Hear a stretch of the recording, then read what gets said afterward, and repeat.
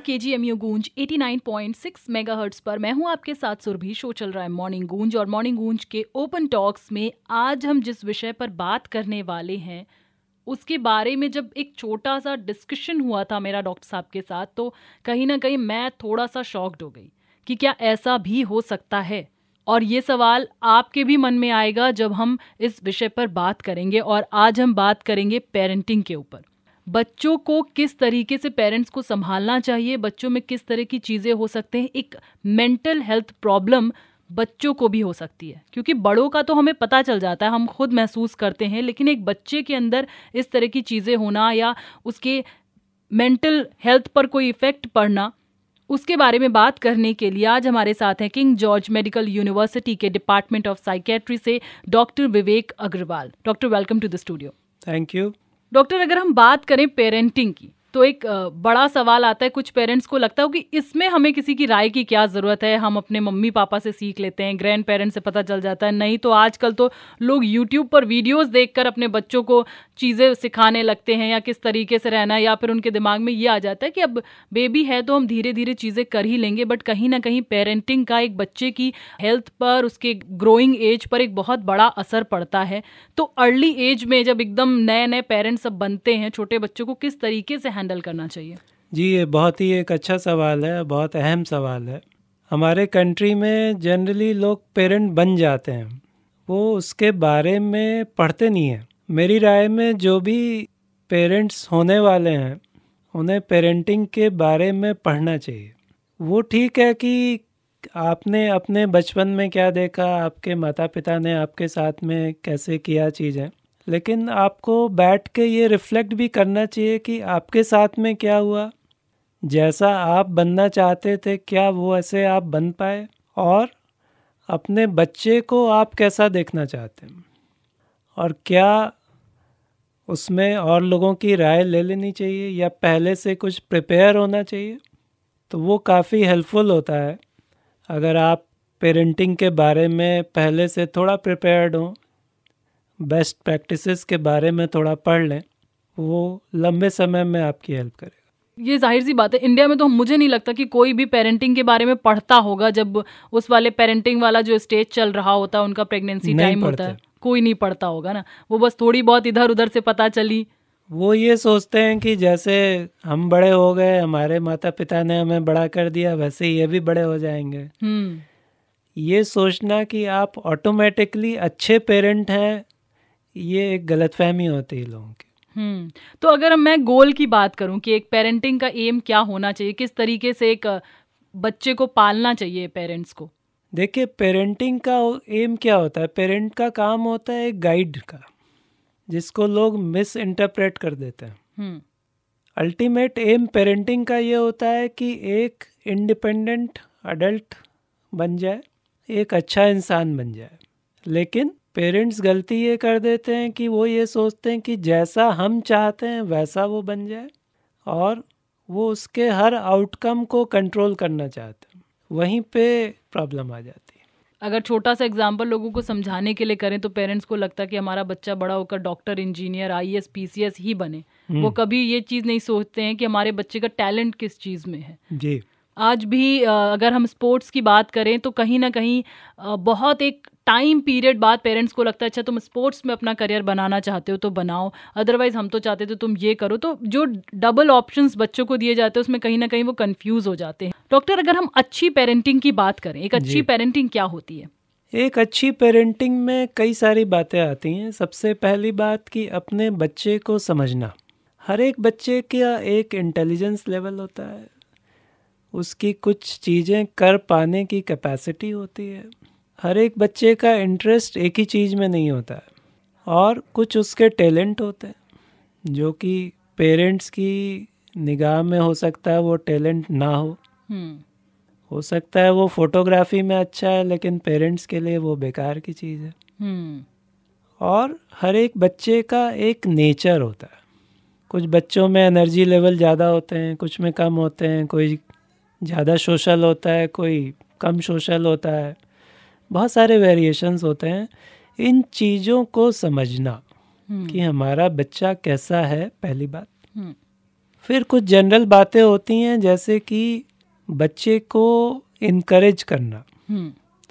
जब वो अच्छा है, चीज़ें ठीक से कर रहा है, तो जनरली पेरेंट्स उस पर ध्यान नहीं देते कि हाँ ठीक चल रहा है तो फिर ठीक ही है। बहुत ज़रूरत होती है कि आप उसके अच्छे बिहेवियर को अप्रिशिएट करें।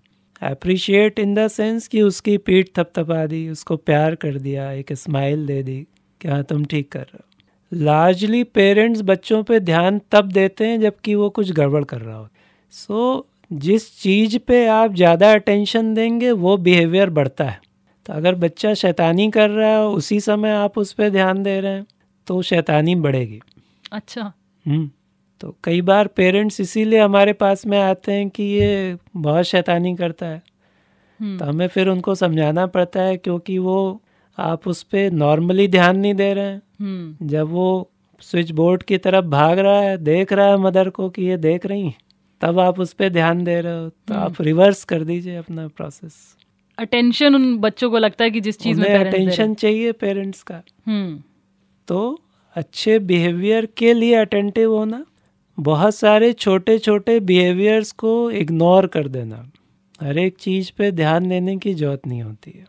और बैड बिहेवियर को कैसे हैंडल करें, तो इसमें फिज़िकल पनिशमेंट यानी मारपीट का कोई रोल नहीं है, जो लार्जली हमारे यहाँ प्रैक्टिस रही है और गवर्नमेंट को स्कूलों के लिए भी कानून बनाना पड़ा कि भाई मारिए नहीं। हाँ, कॉर्पोरल पनिशमेंट, उसका कोई रोल नहीं है। वन, अगर आपको बच्चे को पनिश करना है तो पहले उसे बताइए कि उसकी गलती क्या है। थप्पड़ पहले पड़ जाता है और बच्चे को बाद तक नहीं पता लगता कि गलती क्या करी मैंने। तो बच्चे को ये एक्सप्लेन करना कि क्या गलत हुआ और कैसे वो सही कर सकता था, वन। दूसरा, कि आप कुछ चीज़ों को कर्टेल कर सकते हैं कि भाई आज तुम्हें टीवी देखने को नहीं मिलेगा, आज ये गड़बड़ करी तुमने, बजाय इसके कि आप उसकी पिटाई कर दें या बहुत चीखे चिल्लाएं। उसकी जगह आप उसके कुछ प्रिविलेज जो उसे मिलते हैं वो कर्टेल कर सकते हैं, या आप उससे कुछ समय के लिए बातचीत मत करिए। बहुत चीखने चिल्लाने मारपीट करने से बच्चों की सेल्फ एस्टीम बहुत कम हो जाती है, और लंबे समय तक जब इस तरह की चीज़ें चलती रहती हैं तो बच्चे पेरेंट को रोल मॉडल लेके चलते हैं।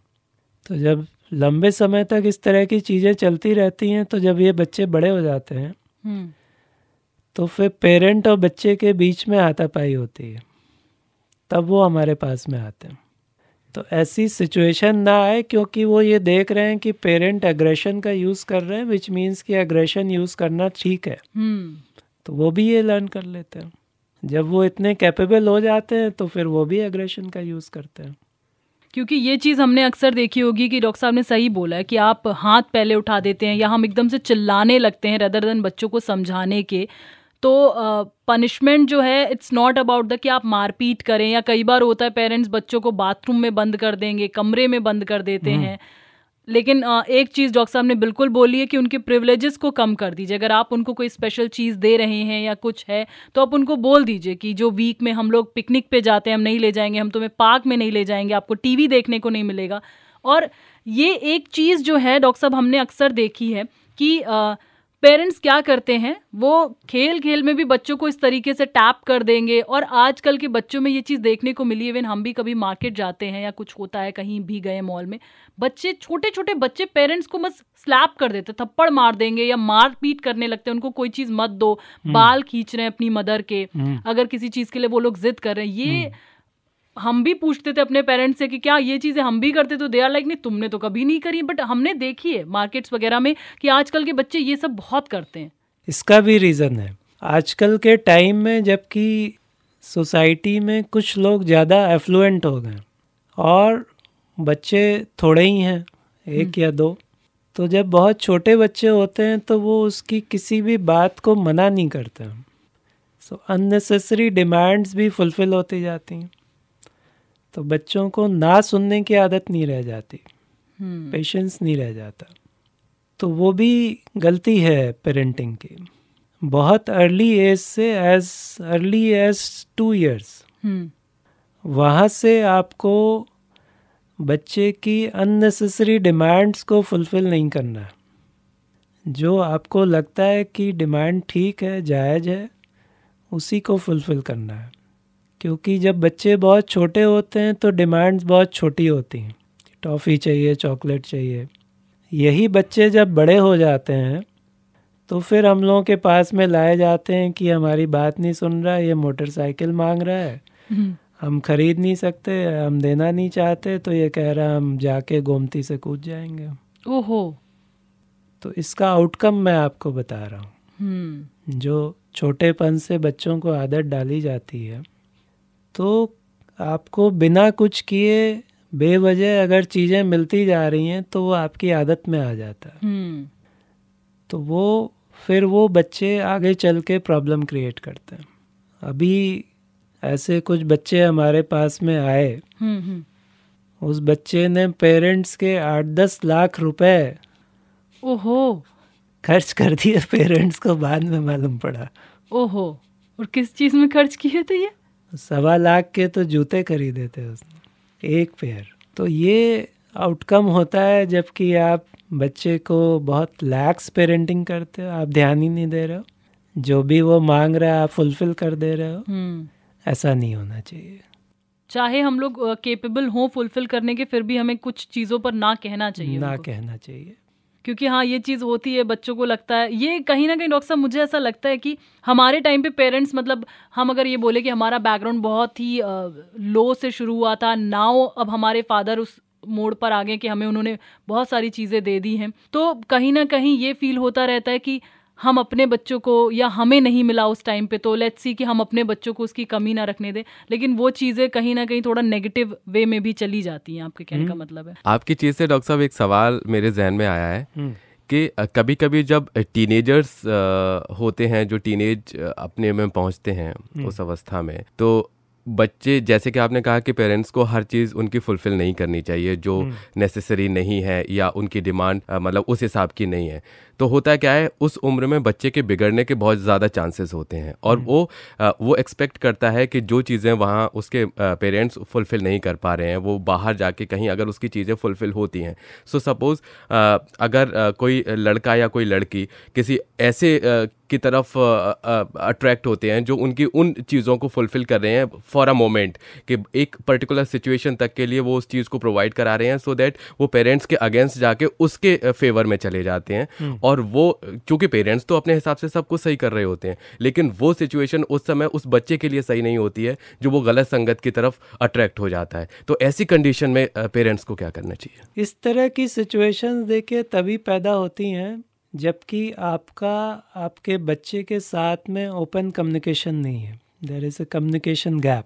तभी बच्चा पेरेंट से हट के इन चीज़ों की तरफ भागता है। अदरवाइज़ अगर आपके बीच में कम्युनिकेशन गैप नहीं है, आप बच्चे को एक्सप्लेन कर पा रहे हो कि ये चीज़ देनी है या नहीं देनी है, तो उसके रीज़न्स क्या हैं। एक डेमोक्रेसी होनी चाहिए। टीनेज बच्चे को भी पेरेंट्स उसी तरह से ट्रीट करना चाहते हैं जैसे एक 5-6 साल का बच्चा। तो घर में एक डेमोक्रेसी हो कि भाई ये चीज़ आपको चाहिए तो क्यों चाहिए, उस पर एक डिस्कशन हो, तो इस तरह की सिचुएशंस नहीं आती। ये होता है कि बच्चे अट्रैक्ट होते हैं, आजकल इतनी सारी चीज़ें हैं, महंगी चीज़ें हैं, लेकिन आप डिस्कस करके इन सब चीज़ों से बच सकते हैं। प्रॉब्लम तभी आती है जबकि parents are not ready for discussion.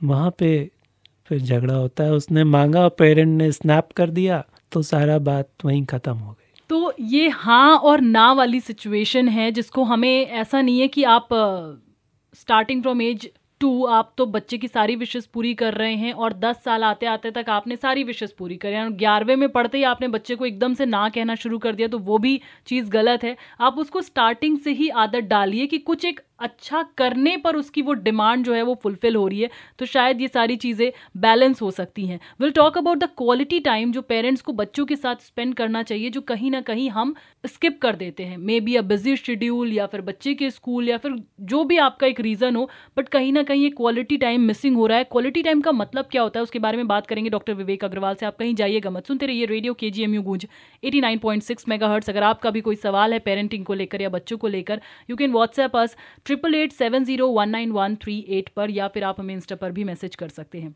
Open talks में आज हम पेरेंटिंग को लेकर बात कर रहे हैं, जो कि बहुत इम्पॉर्टेंट टॉपिक था।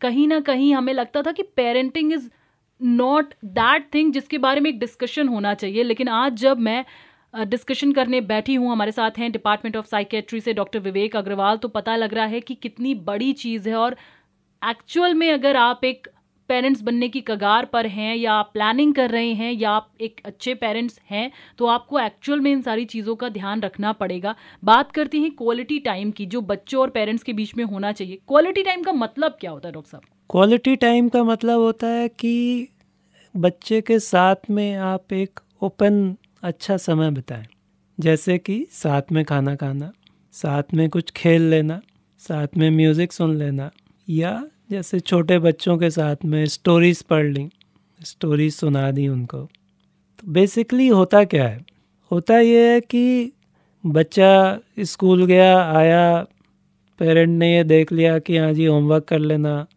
खाना खा लिया, कोई ज़रूरत तो नहीं है, बस बात यहीं पे ख़त्म हो जाती है। इतना काफ़ी नहीं है।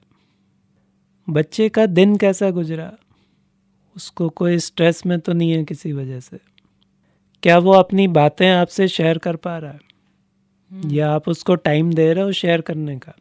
तो ये इम्पॉर्टेंट होता है, जबकि बच्चे को ये पता हो कि पेरेंट अवेलेबल हैं हमारे पास में, वो आपको रीच कर सकता है अपनी साइकोलॉजिकल प्रॉब्लम्स के लिए। या हो सकता है बात बहुत छोटी सी हो कि जी वो मेरा दोस्त था, उससे लड़ाई हो गई, अब मुझसे 2 दिन से बात नहीं कर रहा। ये एज ए पेरेंट आपके लिए बहुत छोटी सी बात होगी, लेकिन बच्चे के लिए बड़ी बात है। बच्चों की प्रॉब्लम्स छोटी छोटी होती हैं, लेकिन उनके लिए बड़ी होती हैं। तो वो आपसे अपनी मन की बातें कह पाए, उसके लिए क्वालिटी टाइम ज़रूरी है। ये टाइम नहीं होता है कि हाँ जी तुमने होमवर्क कर लिया, हाँ कर लिया, पढ़ाई कर रहे हो। This is not time. Quality time spend होना चाहिए, सो दैट आपका कम्युनिकेशन गैप ना पैदा हो। एक ड्यूटी नहीं होनी चाहिए। Parenting is not a duty जो आप बच्चे के लिए कर देते हैं। आपको लगता है कि आप बच्चे के स्कूल की फ़ीस भर रहे हैं, आप उसको अच्छे कपड़े पहना रहे हैं, अच्छा खाना खिला रहे हैं, एक दिन आप मॉल में ले गए, आपने उसको बढ़िया सा पिकनिक अरेंज करवा दिया, लेकिन जो बातचीत होनी चाहिए वो नहीं हो पा रही है। बातचीत ज़रूरी है। आप घर में बैठकर उसको अगर कुछ खिला रहे हैं, पिला रहे हैं और उससे बात कर रहे हैं, वो शायद उसके लिए ज़्यादा बेहतर होगा। और अगर बाहर भी जाते हैं, डॉक्टर साहब, हमने ये देखा है कि पेरेंट्स अगर बच्चों को बाहर भी लेकर गए तो वो सब अपने अपने मोबाइल फ़ोन में लगे हैं, बच्चा अपना खाना खा रहा है और फिर बस आ गए, और उनको लगता है नहीं हमने तो बच्चे के साथ क्वालिटी टाइम स्पेंड किया है। तो ये चीज़ें हो जाती हैं।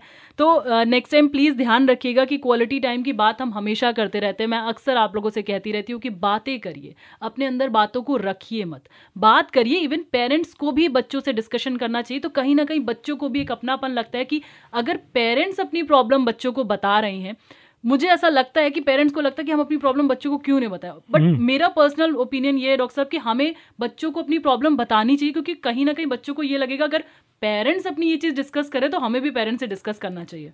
फैमिली में जो भी हो रहा है वो सबको डिस्कशन करना चाहिए। जब बच्चे स्पेशली बड़े हो जाते हैं, टीनेजर हो जाते हैं, वो ग्रो कर रहे हैं, समझदार हो जाते हैं, लेकिन पेरेंट्स का पर्सपेक्टिव ये रहता है कि नहीं अभी ये तो बहुत छोटे हैं। जब एडोलसेंट हो जाते हैं बच्चे, तो आपको उनको एज ए फ्रेंड ट्रीट करना चाहिए rather than actually being a kid. तो वो वहाँ पे सारी प्रैक्टिसेस चेंज हो जाती। तो कहीं ना कहीं वो जो अभी हम बात कर रहे थे एक गलत संगत वाली, अगर आप फ्रेंडशिप वाला एक छोटा सा भी रिलेशनशिप आप अपने बच्चों के साथ रखते हैं या बच्चे अपने पेरेंट्स के साथ रखते हैं, तो कहीं ना कहीं जो गलत संगत वाली चीज़ है वो अलग हो जाती है। कुछ भी अगर आप मेरे ख्याल से गलत हम देखते हैं तो बच्चों से हमें एज अ फ्रेंड डिस्कस करना चाहिए, ना कि उसी टाइम पे उन्हें चिल्लम चोक शुरू कर देनी चाहिए कि तुम ऐसे कर रहे हो।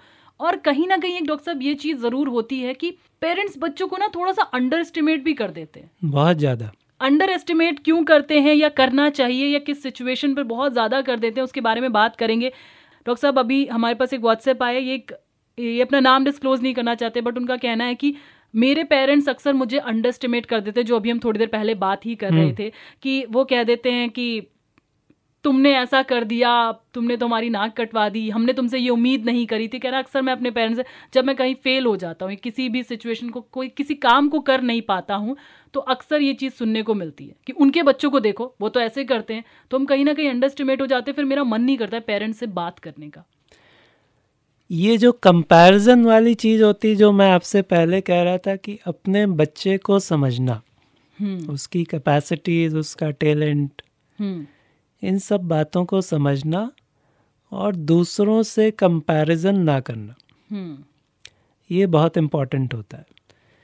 ये काफ़ी ज़्यादा लोग करते हैं कि देखो उसका बच्चा तो ऐसा कर रहा है, वो इतना बढ़िया है, तुम ही नालायक हो। ये बच्चों की एक तो सेल्फ एस्टीम को बहुत ज़्यादा डाउन कर देता है। उससे क्या होता है, जो वो कर सकते हैं वो भी नहीं कर पाते, और उनके अंदर एक रिबेलियन आ जाता है। वो अपने को लेबल करने लगते हैं कि ठीक है मैं तो बेकार ही हूँ, तो फिर क्या करना, छोड़ो। They stop making efforts. तो ये नहीं करना है, बच्चों को इनकरेज करके काम करवाना है। और आप क्या चाहते हैं उसको बनाना, वो ठीक नहीं है, वो उसके ऊपर नहीं इम्पोज करना है। बच्चे का क्या इंटरेस्ट है, उधर उसको इनकरेज करके काम करवाना है। जनरेशन गैप की अगर डॉक्टर साहब हम बात करें, तो आज मुझे लगता है आज की डेट में सोसाइटी में पेरेंट्स और बच्चों के बीच में सबसे बड़ी प्रॉब्लम है जनरेशन गैप जी। तो इसकी वजह से किस तरह की दिक्कतें होती है और कैसे ओवरकम कर सकते हैं हम इसको? ऐसा है कि जनरेशन गैप की बहुत सारी प्रॉब्लम्स आ रही हैं। सबसे ज़्यादा प्रॉब्लम आती है स्क्रीन यूज़ में। अब पेरेंट्स कहते हैं जी हम तो जब छोटे थे तो हमने तो कभी इतना टाइम नहीं लिया है। तो भाई आपके टाइम में ना मोबाइल था ना टीवी था, तो आप लगाते कैसे? तो अभी तो बहुत सारी चीज़ें हैं। वो इन द प्रोसेस ये भूल जाते हैं कि ये आज की नेसेसिटी है। अगर बच्चा कंप्यूटर पे काम नहीं कर पाएगा, या कितने तरह के सोशल मीडिया हैं उनका क्या यूटिलिटी है, जिससे कि आजकल लोग अपना प्रोफेशन भी बना ले रहे हैं। There are so many YouTube channels, जिससे यूट्यूबर्स हैं वो उनका अर्निंग का सोर्स है। तो पेरेंट्स ये समझने की कोशिश नहीं कर रहे हैं। अगर बच्चा इंटरनेट या कंप्यूटर के बारे में नहीं जानता है तो वो आज की दुनिया में आउटडेटेड है। तो अगर वो उस पर टाइम नहीं स्पेंड करेगा तो भी प्रॉब्लम है। फिर सोशल मीडिया के थ्रू अपने फ्रेंड्स से कनेक्टेड रहना, वो भी आज के टाइम में प्रचलित है। तो इन सब बातों की वजह से बहुत सारे फ्रिक्शन पॉइंट क्रिएट हो जाते हैं और काफ़ी लड़ाई झगड़ा होता है घरों में। तो पेरेंट्स को एक तो ये समझना चाहिए कि भाई ये नेसेसिटी है, इन चीज़ों को अब बच्चे यूज़ करेंगे। प्रॉब्लम वहाँ पे है जबकि इन चीज़ों को बच्चा खाली इन्हीं चीज़ों में लगा हुआ है, अपनी बाकी चीज़ों को नेग्लेक्ट कर रहा है। वहाँ पे आपको फुट डाउन करना है, वो ध्यान रखना है। लेकिन सिर्फ इस बात पे झगड़ा करना कि वो लेजिटिमेट यूज़ कर रहा है उन चीज़ों का और उसके बाद भी आप उससे झगड़ा कर रहे हैं। बहुत सारी, जैसे हम बच्चों को एडवाइस करते हैं कि भाई कुछ बुक रीड करो, तो कहते हैं जी हम मोबाइल पे पढ़ लेते हैं। नहीं, वो फिज़िकल बुक पढ़ना चाहते हैं या प्रिंट पढ़ना चाहते हैं। तो इस तरह की बहुत सारी चीज़ें हैं। गाने सुनने हैं, वो अपना मोबाइल पे ही सुन लेते हैं। अब हमारी तरह टाइम के तो रेडियो रहे नहीं, तो पेरेंट्स को लगता है नहीं है तो स्क्रीन पे ही लगे हुए हैं। तो ये समझना कि बच्चा क्या यूज़ कर रहा है, किस तरह का कंटेंट देख रहा है और उसका डिस्ट्रीब्यूशन क्या है। सो अगेन बात करना, सिर्फ ये देख के कि जी अरे 4 घंटा ये तो मोबाइल पे ही लगा हुआ है, उससे झगड़ा शुरू कर दिया, दैट इज़ नॉट राइट। बच्चे से बात करिए, ओपन कम्युनिकेशन रखिए, उसको बताइए कि भाई एक्सेस यूज़ के क्या नुकसान हो सकते हैं। बट फर्स्ट अंडरस्टैंड कि वो कर क्या रहा है। बच्चा मोबाइल पे ही पढ़ाई कर रहा है, आप उससे झगड़ा कर रहे हो। बीच में वो चैटिंग भी कर लेता है, बट लेट हिम और हर बी ओपन टू यू। झगड़ा नहीं करना। कंडीशन कोई भी हो, पेरेंट्स को मेरे ख्याल से ये चीज़ नहीं करनी चाहिए कि आप आके पूछने का तरीका भी एक होता है कि आप एकदम ऑर्डर दे के या स्ट्रिक्टली पूछोगे तो जाहिर सी बात है बच्चा उस चीज़ को छुपा ले जाएगा। बट वही अगर हम थोड़ा सा हैप्पीनेस वाले उसके साथ पूछेंगे या फन के साथ या फिर एक फ्रेंडली बिहेवियर के साथ पूछेंगे तो कहीं ना कहीं वो जो भी चीज़ें कर रहा होगा ना, तो वो आपको वो चीज़ बताएगा। और मोस्ट इम्पॉर्टेंट, हर सवाल के एंड में एक जवाब ज़रूर आता है कि ओपन कम्युनिकेशन जो है वो बच्चों के साथ ज़रूर होना चाहिए। There is one thing, working parents और बच्चे, जो एक बड़ा क्वेश्चन मार्क है कि किस तरीके से हैंडल करना चाहिए, उसके बारे में बात करेंगे ऑन रेडियो KGMU गूंज 89.6 मेगाहर्ट्ज। डॉक्टर, सबसे बड़ा सवाल आ जाता है जो मेरे ख्याल से अब 80% सिचुएशन हो गई है, पहले तो ये 30 में ही हम काउंट करते थे, वर्किंग पेरेंट्स वर्सेस बच्चे। दोनों पेरेंट्स वर्किंग है, मदर फादर दोनों, और बच्चों को एक जो टाइम होता है वो एक्चुअल में नहीं दे पाते हैं, क्योंकि 8.5 घंटे नॉर्मली ऑफिस, फिर ट्रैफिक और ये सारा कुछ मिला के मेरे ख्याल से 10 घंटे तक तो पेरेंट्स 24 घंटे में बाहर ही रहते हैं। तो बच्चे या तो मेड के पास रहते हैं या ग्रैंड पेरेंट्स के पास रहते हैं, थोड़े बड़े हो जाते हैं तो उनको अकेले ही रहना पड़ता है। तो ये इन सारी चीज़ों को रखते हुए बच्चों के मेंटल हेल्थ पर क्या इफेक्ट पड़ता है?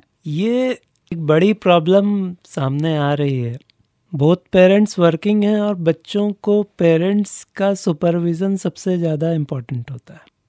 मेड आपके बच्चे का उस तरह से ध्यान नहीं रख सकती है या उसके ब्रेन को उस तरह से स्टिमुलेट नहीं कर सकती है जो कि आप एज ए पेरेंट कर सकते हैं।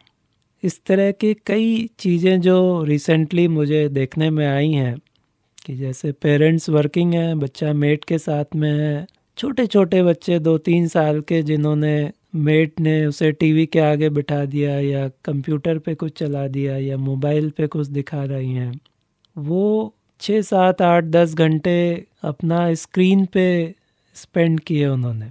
वो बच्चे ऑटिज़म के सिम्टम्स के साथ में हमारे पास में आ रहे हैं। मीन्स क्या मतलब हुआ इसका कि उनकी लैंग्वेज का डेवलपमेंट नहीं हो रहा, वो अपनी कम्युनिकेशन नहीं कर पा रहे हैं, अपनी नीड्स नहीं बता पा रहे हैं, सो उनका ओवरऑल डेवलपमेंट इफ़ेक्ट हो गया।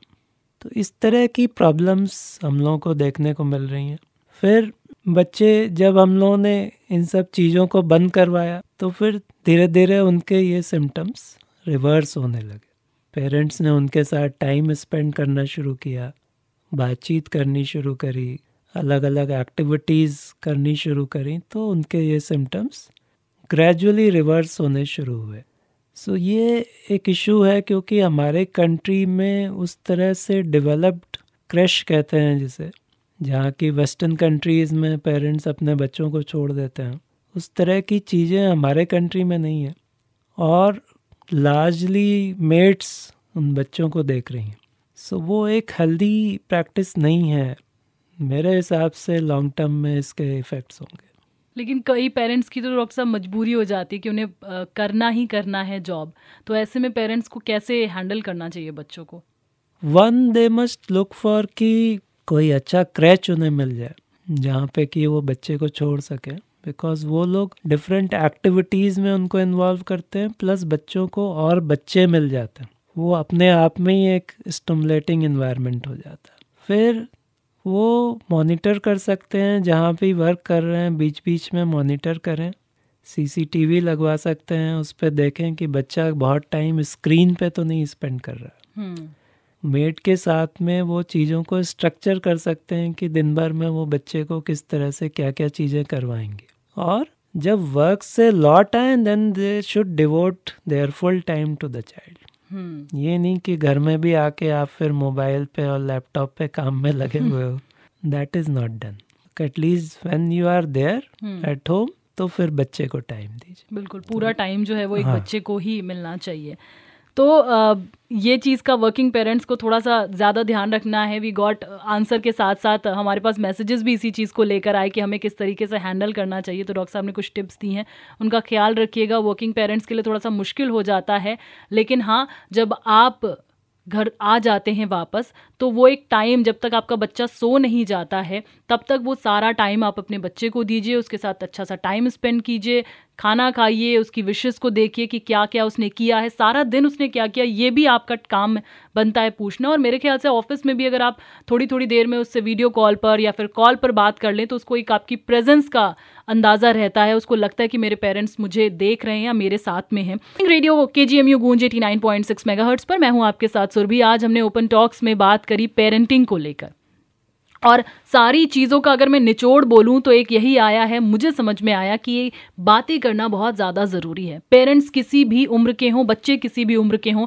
लेकिन एक ओपन कम्युनिकेशन जो है वो पेरेंट्स के बीच में होते रहना चाहिए। जो हंसी मजाक हम अपने दोस्तों के साथ करते हैं, आप वही हंसी मजाक वैसे ही फन एक्टिविटीज़ अपने पेरेंट्स के साथ करके देखिए। सेम चीज़ मैं पेरेंट्स से कहना चाहूँगी कि जिस तरीके से आप बचपन में बच्चों के साथ खेलते थे, फन एक्टिविटीज़ करते थे, don't be a strict parents. एक फ्रेंडली बिहेवियर अपने घर में रखिए, तो बच्चों के साथ एक ओपन कम्युनिकेशन जो है वो बना रहेगा। डॉक्टर साहब, जाने से पहले जो पेरेंट्स इस वक्त आपको सुन रहे हैं उनसे क्या कहना चाहेंगे?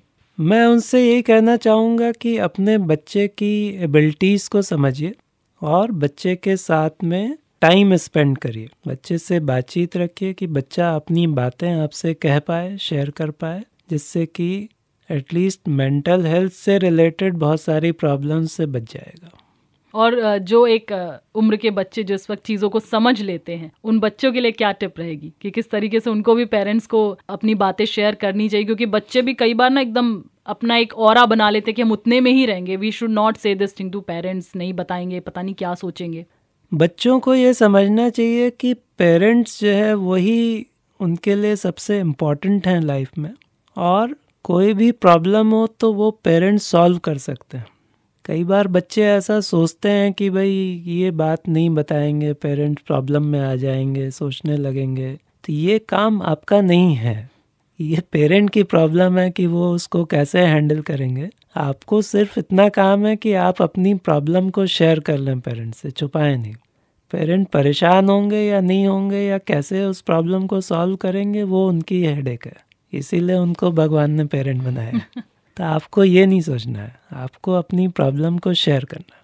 Thank you so much doctor, parenting के ऊपर इतनी इम्पॉर्टेंट बातें बताने के लिए और सबसे इम्पॉर्टेंट टिप देने के लिए कि ओपन कम्युनिकेशन, एक कम्युनिकेशन जो है वो हम सबके बीच में बना रहना चाहिए, चाहे वो किसी भी उम्र में हो, चाहे मेरे ख्याल से किसी भी रिश्ते में हो।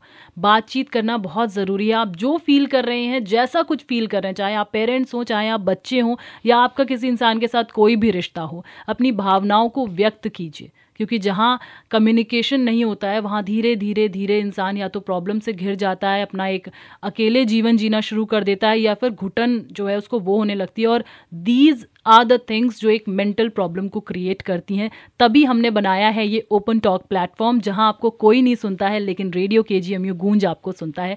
अगर कोई नहीं है ना, तो हमसे शेयर कीजिए। हमारा व्हाट्सएप नंबर है 8887019138 पर किसी भी तरह की परेशानी हो, कुछ भी हो, आप अपना सवाल हमसे पूछिए, एंड आई प्रॉमिस कि आपकी आइडेंटिटी को हम क्लोज नहीं करेंगे। वक्त हो गया है यहाँ से जाने का, लेकिन हम जल्दी से वापस आएंगे, आप कहीं जाइएगा मत। डॉक्टर साहब को बोलते हैं thank you so much doctor, ये अपना प्रीशियस टाइम हमें देने के लिए। Thank you. अत्यंत हर्ष और गर्व की बात है कि रेडियो KGMU गूंज आप हमारी फ्रीक्वेंसी 89.6 मेगाहर्ट्ज पर तो सुन ही सकते हैं, साथ ही विश्व के किसी भी कोने में सुन सकते हैं हमारे KGMU गूंज के एप्लीकेशन के साथ, जो अब एंड्रॉइड और iOS दोनों पर मौजूद है। एंड्रॉइड यूजर्स हमारे एप्लीकेशन को डाउनलोड करने के लिए प्ले स्टोर पर और iOS यूजर्स ऐप स्टोर पर जाकर टाइप करें KGMU गूंज और डाउनलोड करें जानकारी और मनोरंजन से भरपूर हम सबका अपना रेडियो स्टेशन, रेडियो KGMU गूंज 89.6 FM। रेडियो KGMU गूंज